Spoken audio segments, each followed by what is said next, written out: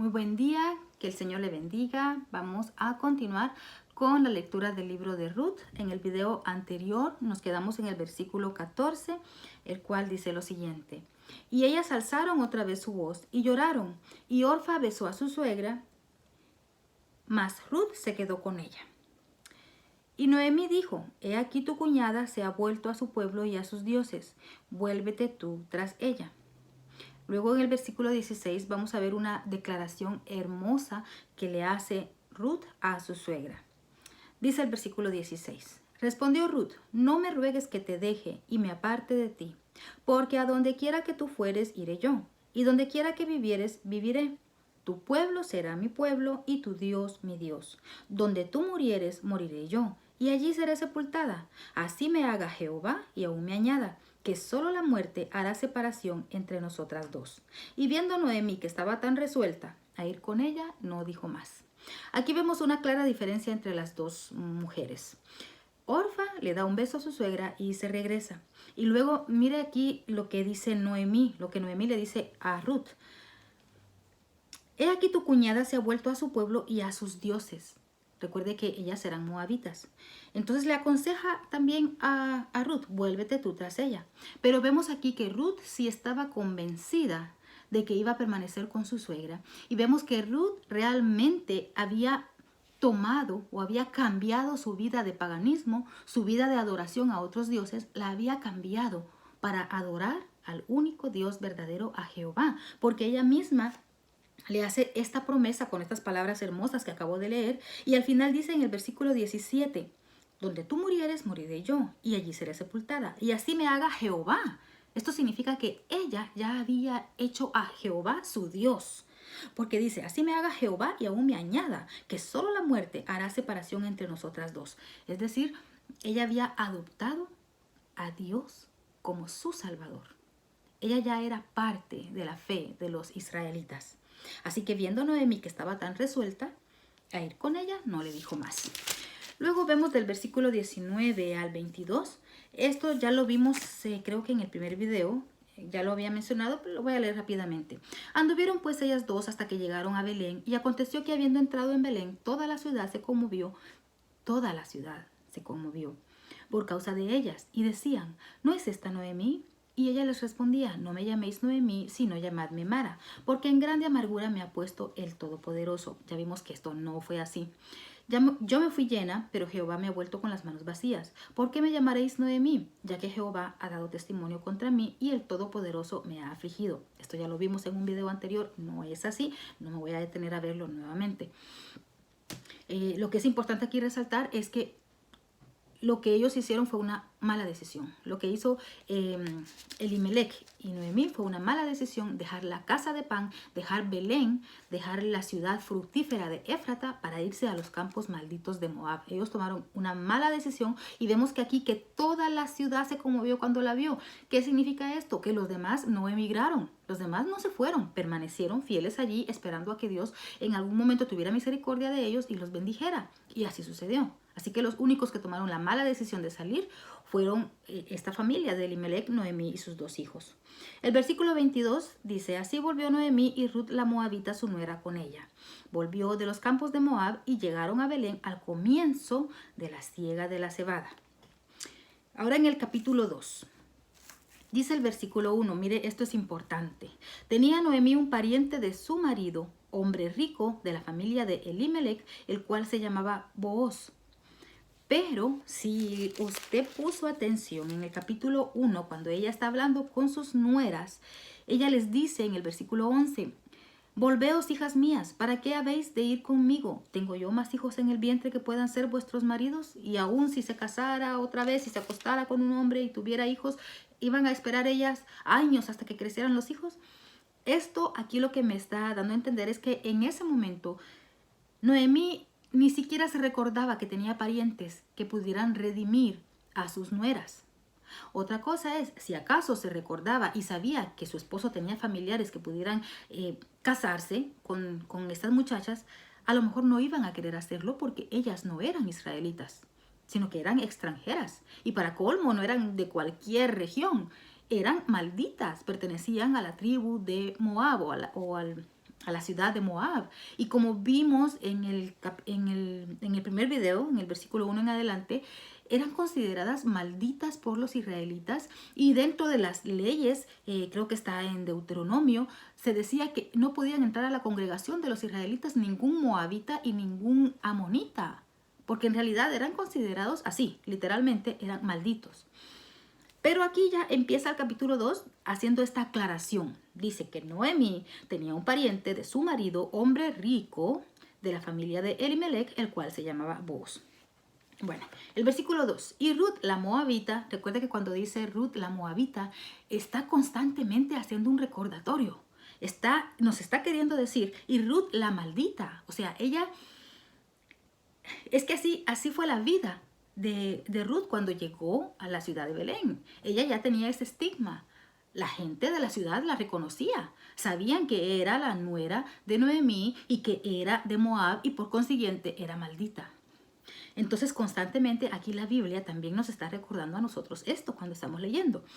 Ruth la maldita dijo a Noemí: te ruego que me dejes ir al campo y recogeré espigas en pos de aquel a cuyos ojos hallaré gracia. Y ella le respondió: ve, hija mía. Fue pues, y llegando, espigó en el campo en pos de los segadores. Y aconteció que aquella parte del campo era de Booz, el cual era de la familia de Elimelech. Y he aquí que Booz vino de Belén y dijo a los segadores: Jehová sea con vosotros. Y ellos respondieron: Jehová te bendiga. Algo también que quiero hacer notar aquí es que en este momento Noemí no sabía o no tenía idea de dónde se encontraba el campo de este familiar. Por consiguiente, mucho menos Ruth sabía quién era Booz. No sabía. Entonces, ella lo que hace, aquí parece que fue como cosa de suerte, pero no es así. Dios tiene el control de todo.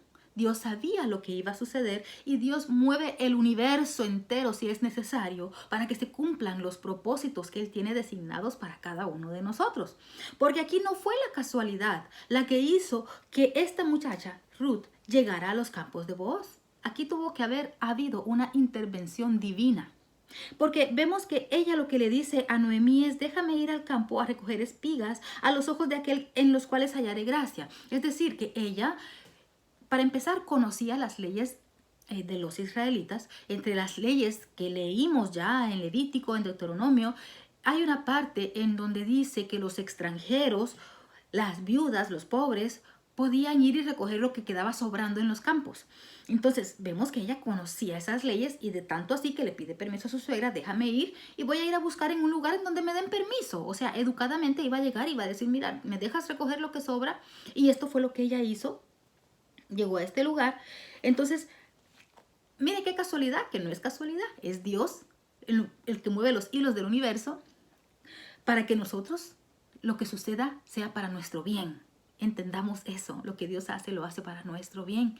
Y tengamos paciencia cuando estemos sufriendo las consecuencias de nuestras malas decisiones, porque si esperamos en Dios, aún lo malo va a obrar para bien. Entonces, algo también que nos da a entender un rasgo de la personalidad de Booz es que, a pesar de que era rico, era el dueño de esos campos, era una persona respetable, pero era una persona educada, temerosa de Dios, era una persona amable. Porque esto lo vemos cuando dice que él llega a su campo. Es como que el dueño de una empresa llegue y mire a sus trabajadores y llega y los saluda. Normalmente el dueño de una empresa, una persona adinerada, normalmente digo, ¿verdad? Cuando no son cristianos, y aún a veces son cristianos, miran de menos a los trabajadores, ni siquiera los saludan. Pero aquí esto nos dice mucho del rasgo de la personalidad de Booz, porque dice en el versículo 4, he aquí que Booz vino de Belén y dijo a los segadores: Jehová sea con vosotros. Los saludó. Y ellos le respondieron: Jehová te bendiga. Es decir, también los trabajadores apreciaban a su jefe y le respondieron con una bendición. Entonces dice después en el versículo 5, y Booz dijo a su criado, el mayordomo de los segadores: ¿de quién es esta joven? ¿Por qué le hace esta pregunta? Bueno, para empezar, también esto me está diciendo que él conocía quiénes eran sus trabajadores. Para continuar, recordemos que lo que estaba haciendo aquí Ruth era ir a recoger las sobras, lo que quedaba. Es decir, que ella estaba al final o detrás de lo que ya habían recogido. Así que era fácil que cuando él la viera, la reconociera y quizá tuvo compasión de ella. Por eso preguntó quién es, porque tenía que ser una mujer pobre o una viuda o una extranjera. Y todo esto se cumplía aquí. Y por eso pregunta por ella. Otra cosa también que pudo haber sucedido, que cuando la vio hermosa. La vio joven, la vio bonita. Recuerde que Ruth significa belleza, de hermoso parecer. Entonces, a lo mejor le llamó su atención. Boaz era un hombre ya de avanzada edad, ya era un hombre maduro, mayor. Pero quiero regresar para que entendamos bien qué era lo que estaba haciendo aquí Ruth. Si retrocedemos, y si ustedes se recuerdan, cuando leyó el libro de Deuteronomio, vamos a leer lo que dice en el capítulo 24, donde nos está hablando acerca de las leyes humanitarias. Capítulo 24 de Deuteronomio, a partir del versículo 19 al 22. Dice lo siguiente: cuando ciegues tu mies en tu campo y olvides alguna gavilla en el campo, no volverás para recogerla. Será para el extranjero, para el huérfano y para la viuda, para que te bendiga Jehová tu Dios en toda obra de tus manos. Cuando sacudas tus olivos, no recorrerás las ramas que hayas dejado tras de ti. Serán para el extranjero, para el huérfano y para la viuda. Cuando vendimies tu viña, no rebuscarás tras de ti. Será para el extranjero, para el huérfano y para la viuda. Y acuérdate que fuiste siervo en tierra de Egipto, por tanto yo te mando que hagas esto.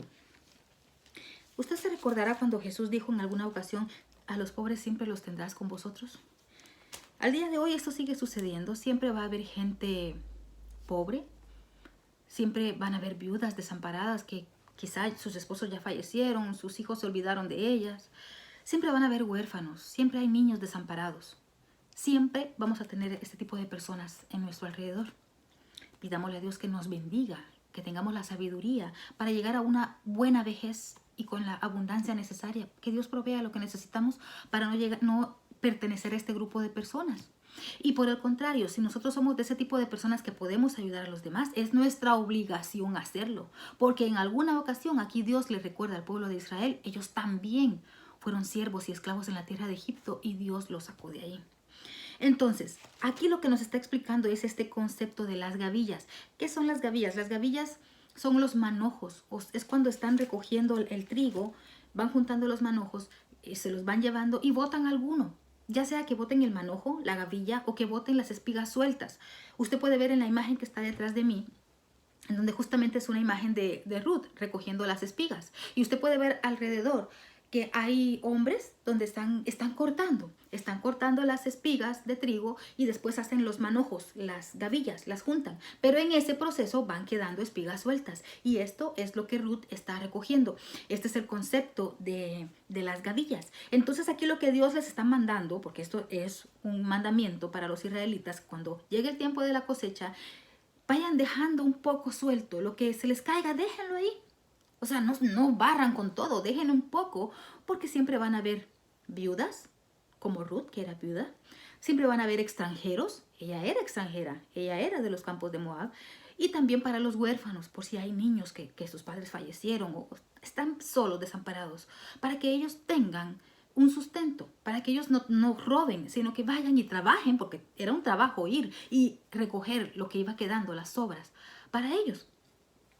Bueno, entonces en este concepto es en el que se encuentra Ruth en ese momento. Y como vimos aquí en el versículo 5 del capítulo 2, vos pregunta de quién es esta joven, ya sea porque la haya visto atractiva o también por una curiosidad normal o por un gesto también de misericordia, de ver a una muchacha joven, bonita y está en esta situación de pobreza, recogiendo las gavillas. Entonces, el criado le responde en el versículo 6. Mayordomo de los segadores respondió y dijo: es la joven moabita que volvió con Noemí de los campos de Moab. O sea, Ruth y Noemí ya eran famosas, pues, porque fue algo admirable que después de tantos años regresaran, y el estado en que regresó Noemí, viuda, sin nada, sin sus hijos y con la nuera de los campos de Moab. Entonces, todo el mundo sabía quién era Ruth. Y ha dicho: Te ruego que me dejes recoger y juntar tras los segadores entre las gavillas. Entró pues y está desde la mañana hasta ahora sin descansar ni aun por un momento. Aquí nos está explicando algunos de los rasgos de la personalidad también de Ruth. Además de ser bonita, de parecer físicamente, era una mujer trabajadora, porque desde la mañana había llegado y dice que no ha parado de trabajar. Es decir, ella andaba todo el día recogiendo lo que iba quedando las espigas y juntando lo más que podía para poder alimentarse ella y su suegra. Entonces aquí nos está dejando entrever que Ruth era moabita, todavía estaba con ese estigma, porque luego dicen es la mujer moabita, es la mujer maldita que vino con Noemí, pero vemos que sus rasgos son rasgos de una persona noble, trabajadora, esforzada. Entonces Boaz dijo a Ruth, ya en el versículo 8, Boaz se acerca a Ruth y le dice estas palabras tan preciosas: oye, hija mía, no vayas a espigar a otro campo, ni pases de aquí, y aquí estarás junto a mis criadas. Mira bien el campo que siguen y síguelas, porque yo he mandado a los criados que no te molesten. Y cuando tengas sed, ve a las vasijas y bebe del agua que sacan los criados. Mire, vemos aquí la nobleza de Boaz, porque sabía que siendo extranjera y siendo moabita, si ella iba a otro lugar, la iban a discriminar, la iban a tratar mal, la iban a tratar con desprecio, porque además de ser extranjera, de ser pobre, de ser viuda, era moabita, era maldita. Entonces por eso él le dice, tiene misericordia de ella.